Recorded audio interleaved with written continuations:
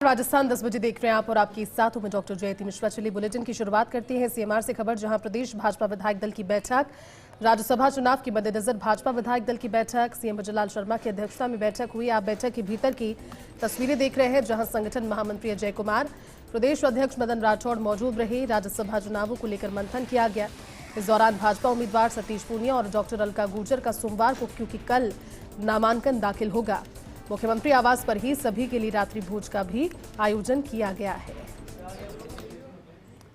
और भाजपा विधायक दल की बैठक हो गई है। बैठक से एक बड़ी खबर निकलकर सामने आ रही है। 10 जून के बाद तबादलों से हट सकता है बैन, और ये इस वक्त की बहुत बड़ी खबर।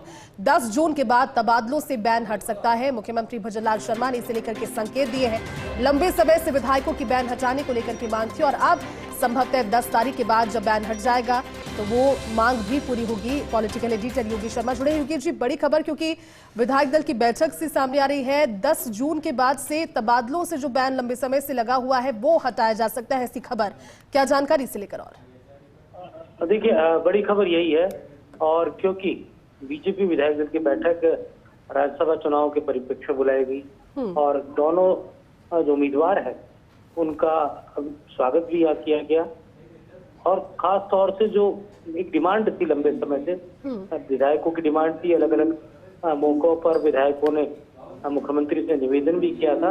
जो सूत्रों से जो खबर हमें मिल रही है, और खास तौर से लंबे समय से जो मांग है उसको 10 जून के बाद तबादलों से बैन हट सकता है। अब ये तबादले तृतीय श्रेणी शिक्षकों के भी हटेंगे या नहीं हटेंगे, इसको लेकर अभी 10 जून के बाद ही पता चलेगा। लेकिन मोटे तौर पर जो अभी तक सभी तरह के डिपार्टमेंट्स में तबादले पर रोक थी, 10 जून के बाद तबादलों पर से रोक हटने के संकेत मिले हैं, क्योंकि आगामी निकाय और पंचायत चुनाव में भी समय है, तो उसके बीच में ही मुख्यमंत्री की ओर से इस तरह के संकेत मिलने की बात बैठक में आ रही है। सूत्र बता रहे हैं कि तबादलों से बैन 10 जून के बाद हट सकता है। और यदि सभी सेट बनाए हैं, दोनों जो उम्मीदवार हैं उनके सेट बनाए, और कोशिश ये हुई है कि सभी विधायकों को प्रस्तावक के तौर पर, प्रमुख विधायक जो है उनको भी शामिल किया, मंत्री परिषद के सदस्य भी प्रस्तावक के तौर पर शामिल हुए। मिनिमम 10 विधायक प्रस्तावक होते हैं, 10 से अधिक कितने भी आप ले सकते हैं प्रस्तावक के तौर पर। तो अलग अलग सेट भी बनाए गए हैं, और प्रस्तावकों के साइन भी उन पर करा लिए गए हैं। जो भी आज विधायक थे, पूर्व मुख्यमंत्री वसुंधरा राजे नहीं आई थी, उनके साइन कल हो जाएंगे। कल वो नामांकन के में शामिल होंगी। दोनों जो उम्मीदवार हैं राज्यसभा के, सतीश पूनिया और अलका गुर्जर, दोनों ही सबसे पहले कल सुबह पहले बीजेपी प्रदेश मुख्यालय आएंगे, और उसके बाद सीधे वो राजस्थान विधानसभा पहुंचेंगे, और वहाँ उनका नामांकन दाखिल होगा। नामांकन दाखिल होते सभी तरह के जो प्रमुख नेता है उनकी मौजूदगी रहेगी। मुख्यमंत्री भजनलाल शर्मा, बीजेपी प्रदेश मदन राठौड़ मौजूदगी उनकी रहेगी। और अभी जो बैठक हुई उसमें भारतीय जनता पार्टी के नए संगठन महामंत्री अजय कुमार की मौजूदगी विशेष तौर पर रही। पहली बार वो आज सीएमआर में आए थे संगठन महामंत्री बनने के बाद, और पहली बैठक में उन्होंने सभी विधायकों से परिचयात्मक बैठक भी थी, मंत्री परिषद के सदस्यों के साथ मिले, और अभी डिनर का कार्यक्रम इस वक्त 8 सिविल लाइन्स पर चल रहा है। कहा जा सकता है कि एकजुटता के मद्देनजर इस बैठक का अपना महत्व है। बीजेपी को कुछ निर्दलीय विधायकों का भी समर्थन यहाँ मिला है। आज चंद्रभान सिंह आख्या के तौर से निर्दलीय विधायक है, ऋतु बनावत है, अब वो भी आज बैठक में मौजूद रही।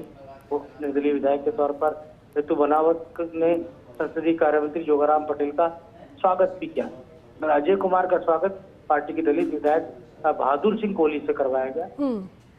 तो एक कहा जा सकता है कि संदेश देने का भी प्रयास यहाँ पर भारतीय जनता पार्टी की विधायक दल की बैठक में देखने को मिला। और मुख्यमंत्री ने सभी विधायकों से आह्वान भी यही किया कि सरकार बहुत बेहतरीन काम कर रही है। भजनलाल सरकार, खास तौर से उसकी भजनलाल शर्मा ने ये भी कहा कि आने वाले समय में जो भी पार्टी के और सरकार मिलकर जो भी कार्य कर रही है, उन मकसद ये रहना चाहिए कि जनहित की जो भी कार्यक्रम है उनको जनता तक, निचले स्तर तक पहुंचाया जाए, और खास तौर जो उपलब्धियां हैं उनको बताने का काम किया जाए। मोदी सरकार के 12 साल पूरे हो रहे, तमाम 12 सालों में क्या क्या प्रमुख बातें रही, क्या क्या उपलब्धियां रही, उनको बताने को लेकर भी पार्टी ने अभियान छेड़ा हुआ है। अब जी। मुख्यमंत्री ने सभी से आह्वान भी किया कि सभी बढ़ चढ़ कर उसमें भागीदारी निभाएं और सरकार की ओर से कई तरह के अभियान इस वक्त चल रहे हैं। वंदे गंगा अभियान है और वो भी अभी चल रहा है, उसमें सबकी भागीदारी की बात होती है। और इसके साथ ही मुख्यमंत्री ने अब सभी विधायकों का परिचय भी यहाँ पर कराया, मंत्रियों का परिचय भी अजय कुमार से कराया और एक अलग तरह का माहौल में, सुखद माहौल में बीजेपी विधायक दल की ये बैठक 8 सिविल लाइंस पर आयोजित की गई। बैठक के राजनीतिक मायनों को भी अगर हम देखें तो एकजुटता का संदेश भी यहाँ देखने को मिला। सभी मंत्री परिषद के सदस्य मौजूद थे, डॉक्टर गिरिराज मीणा भी शामिल हुए और तमाम मंत्री परिषद के सदस्य रहे और दोनों जो सांसद प्रत्याशी हैं उनका स्वागत दोनों उप मुख्यमंत्रियों ने किया। उप मुख्यमंत्री दिया कुमारी ने अलका सिंह गुर्जर का स्वागत किया तो उप मुख्यमंत्री डॉक्टर प्रेमचंद बैरवा ने स्वागत किया सतीश पूनिया का। तो यहाँ पर एकजुटता का संदेश देने का भी प्रयास हुआ और इस तरह से मुख्यमंत्री लगातार डोर टू डोर जा रहे हैं, गाँव में पहुंच रहे हैं, ग्राम चौपाल कर रहे हैं और एक तरह से उनका मकसद यही है कि खुद जाकर जमीनी स्तर पर जाकर जमीनी हालात को देखना, सरकार की योजनाओं को जांचना और परखना। तो उसके माहौल में थोड़ा सा बदलाव सा है और उस माहौल बदलने को लेकर भी आज एक अलग तरह का वातावरण बीजेपी की विधायक दल की बैठक में देखने को मिला। उम्मीद भी यहाँ पर बीजेपी विधायक दल को लेकर ये भी है विधायकों में कि जल्द ही मंत्री परिषद फेरबदल विस्तार की भी उम्मीद है कि वो कब होगा। कई सीनियर मोस्ट विधायक हैं, वो इंतजार में भी हैं तो उनका कब नंबर लगता।